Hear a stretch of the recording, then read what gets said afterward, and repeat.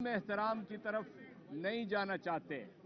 हमने हमेशा अदालतों का एहतराम किया है।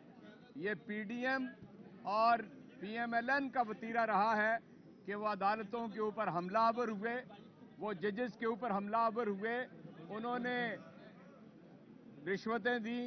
पीडीएम के लीडर्स रिकॉर्ड के ऊपर मौजूद हैं कि जजेस को टेलीफोन करके वो डिक्टेट कराते रहे कि ये फैसला करें और ये फैसला करें। तहरीक इंसाफ के कोई ऐसा रिकॉर्ड मौजूद नहीं है। हम हमेशा इस बात को आपके सामने रखना चाहते हैं कि आज तक इस मुल्क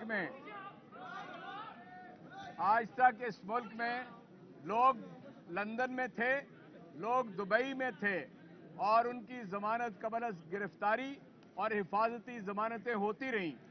हमने कोई ऐसा काम नहीं किया। इसलिए वकला ने आपके सामने सूरत हाल बयान की है। इंशाअल्लाह ताला जो कुछ अदालत का फैसला होगा हम उसे कबूल करेंगे और इन जजेस का हम एहतराम करते हैं। देखें, बुनियादी तौर पर अदालतों का एहतराम पाकिस्तान तहरीक इंसाफ का एक बुनियादी नुक्ता है।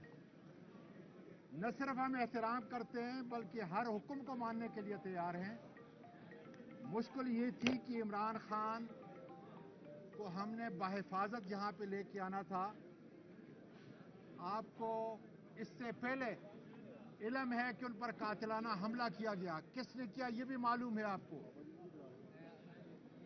हमने अपनी